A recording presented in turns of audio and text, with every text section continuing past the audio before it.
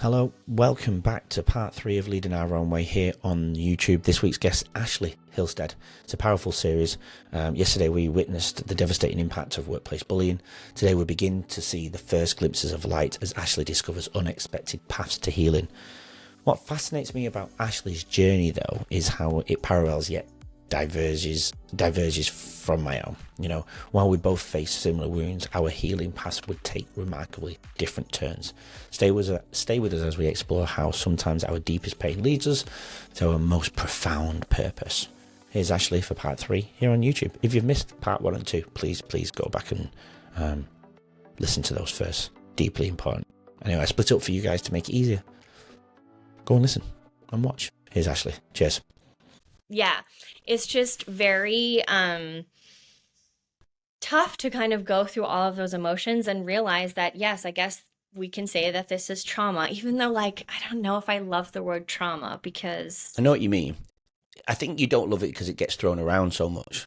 yeah.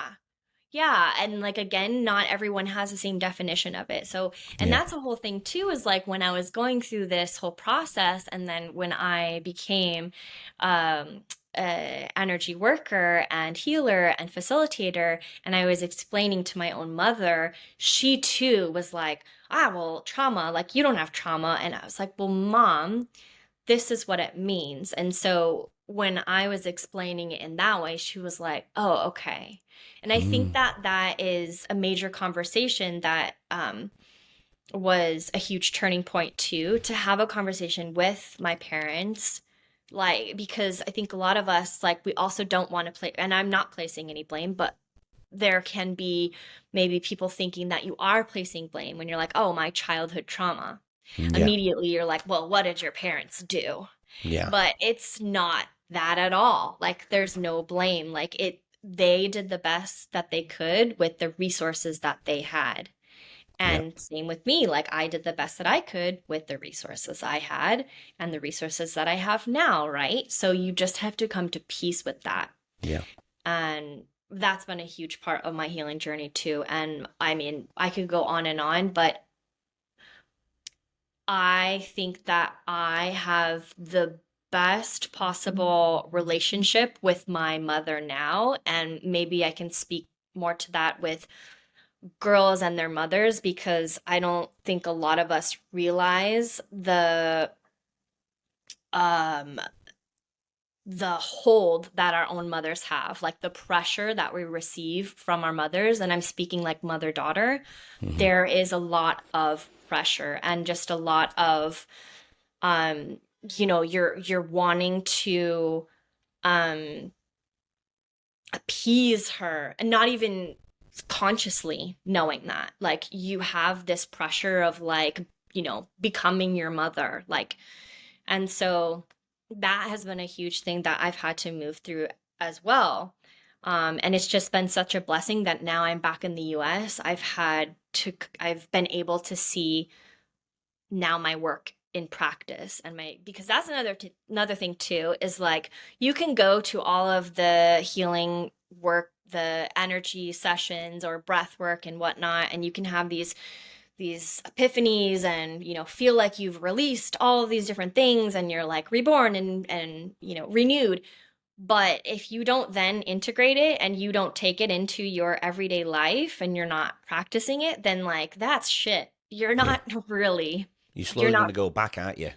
Yeah, you're really not doing the work. And I think that is a big point, when you then get put in these positions that you were in, in the past, and you realize, wow, that doesn't trigger me, or I'm acting in a different way, and I don't feel it so deep in my body anymore. That's when you're like, wow, yeah, I'm healing, or I've done the work and we're moving through this. So what about the relationship with your dad now?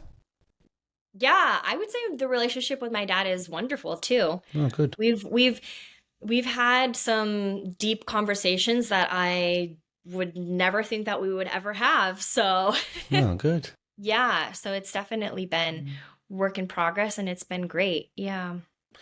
What about the relationship with your dad when you were young? You said he drank, but was it normalized then? Because you would you have understood that it was an alcoholic back then? Was it since you were young? Because you said 20, by 21 he was recovering. So which meant, how long was he drinking before that?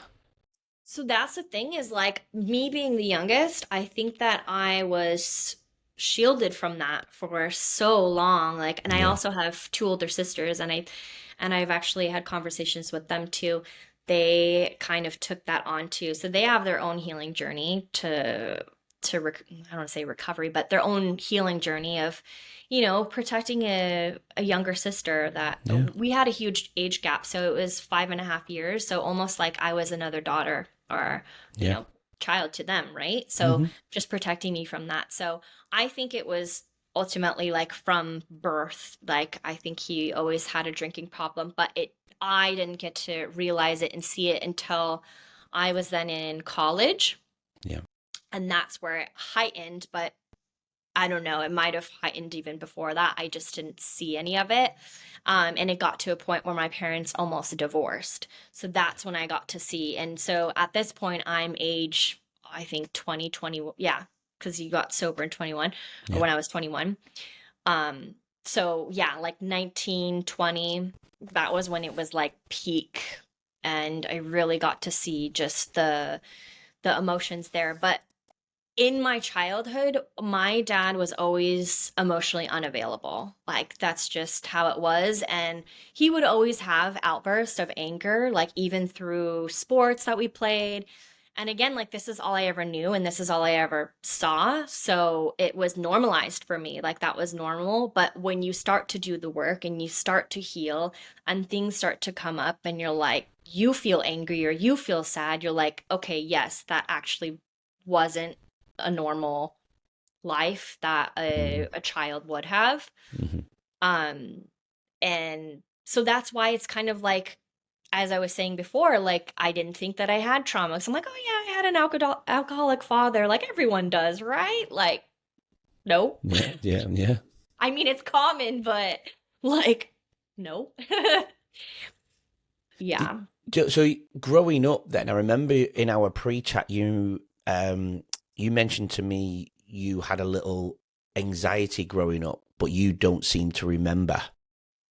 Yeah. So that was in the fifth grade.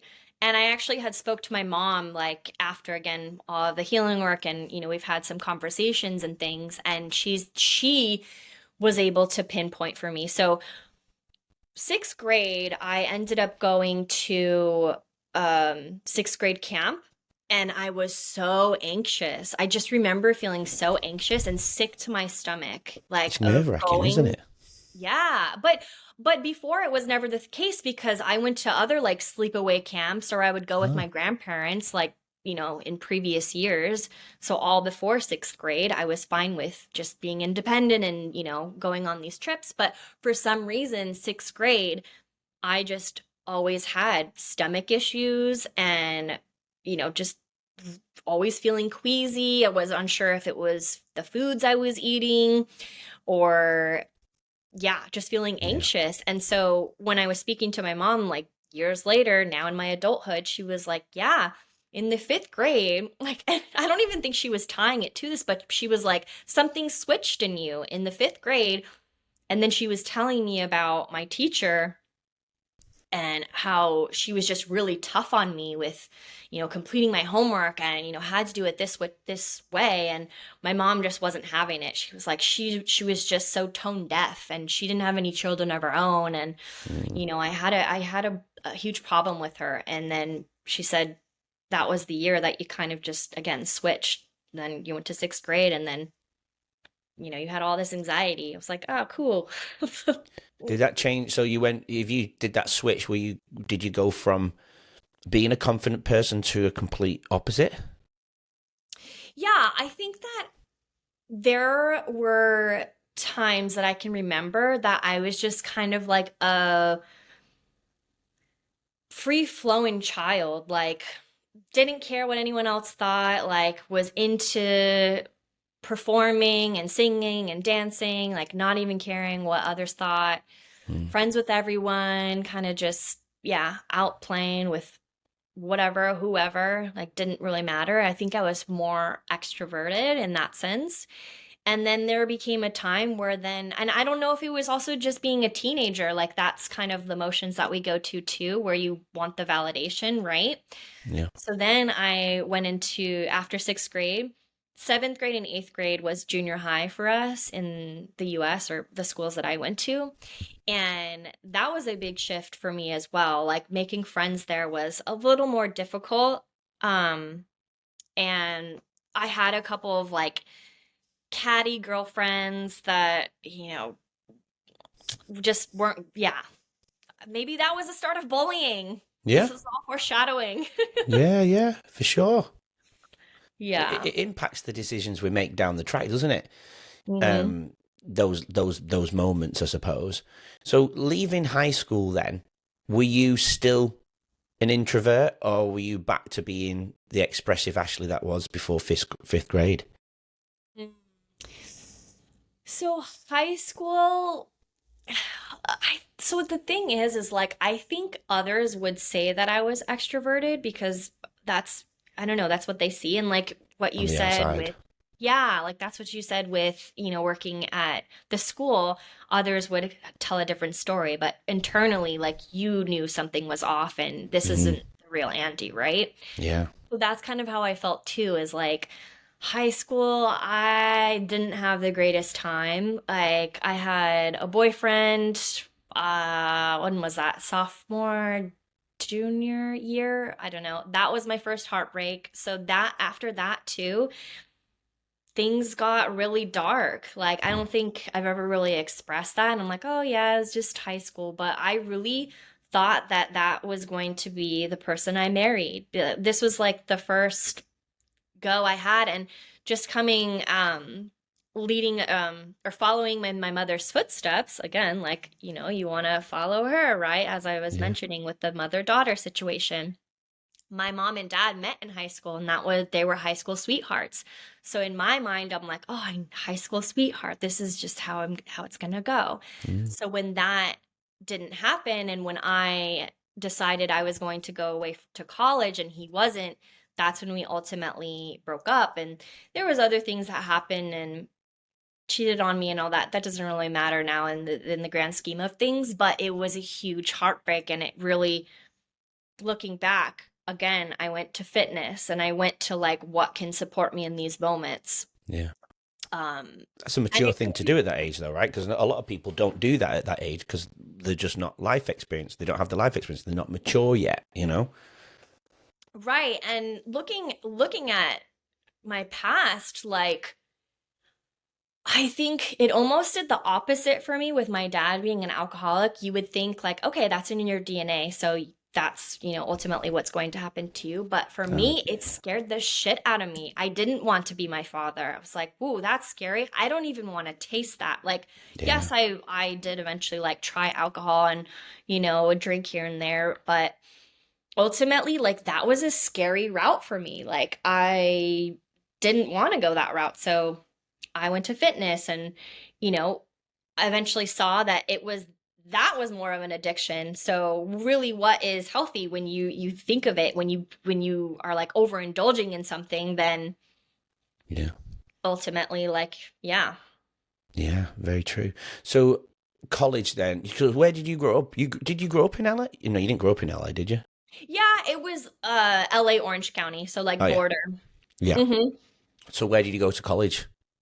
I went to college in Orange County, so it's Oh, yeah. Cal State Fullerton. Hmm. Yeah, cool. So the next stage of your life then was how old were you when because after college then what did you do? After college, I went to New York. And that was the point of New York. So because that's a big shift being this person that you were at going to the other side because that's on the west coast to the east coast. Yeah.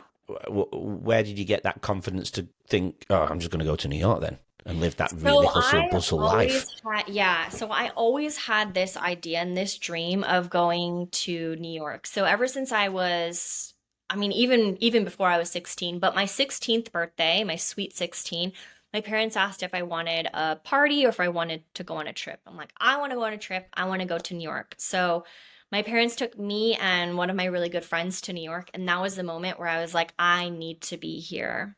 Like, No, I I need love to it. be I love here. New York. I So, love that energy.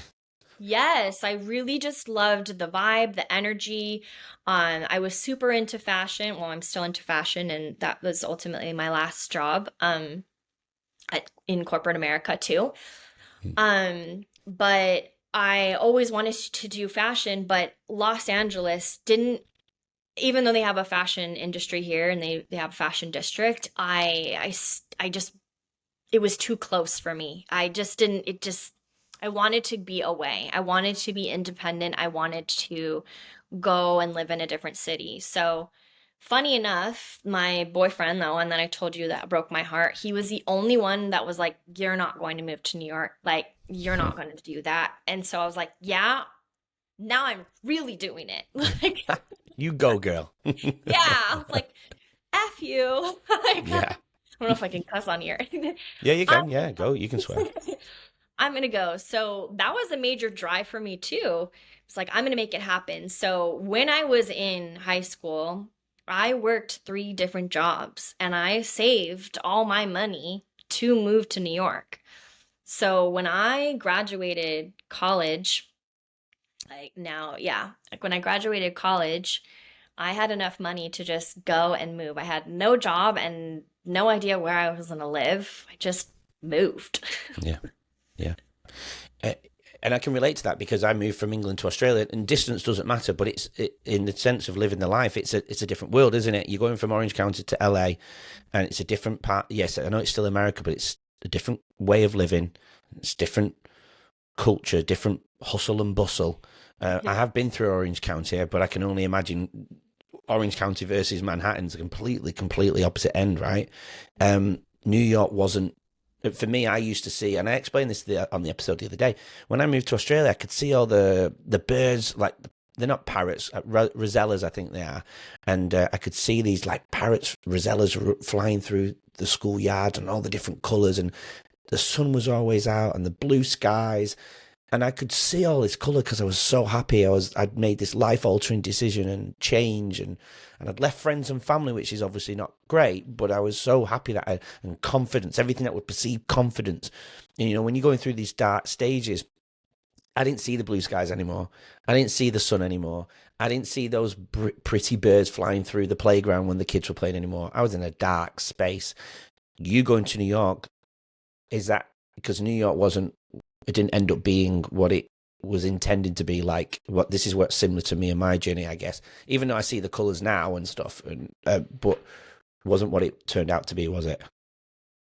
No, because yeah, my idea of New York is I wanted to climb that ladder. I wanted to climb that corporate ladder, and I wanted to be Mm, the boss babe, and I wanted to have that vision and view of that sky, like yeah, that city life, right? And I yeah, did. I got there. Like I feel like I really did get there. I mean, I think there was a couple more steps I could have completed, but yeah.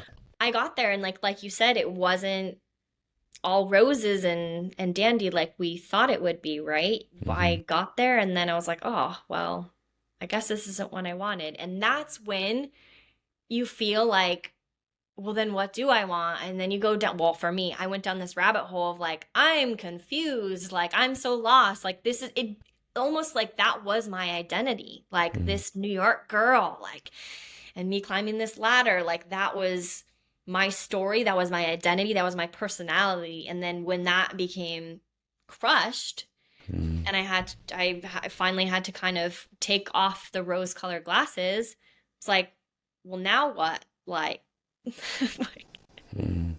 Yeah. it's not all that it seemed, but it made me pivot to my actual purpose. And I've actually heard people say this, like, again, we all kind of need some sort of validation, but my clients continue to tell me, like, no, this is where you are. Like, this is where you're supposed to be. Like, you have helped me so much.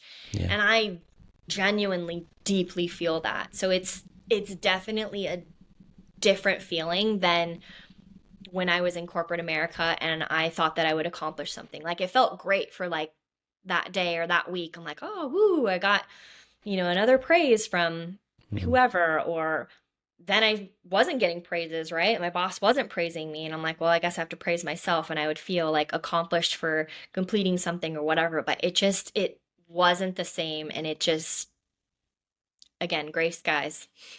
Yeah.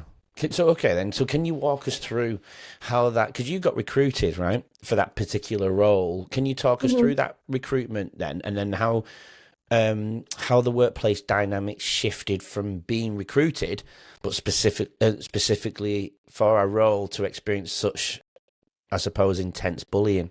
Join us tomorrow to hear more from today's incredible guests and learn valuable insights to help you lead your own way.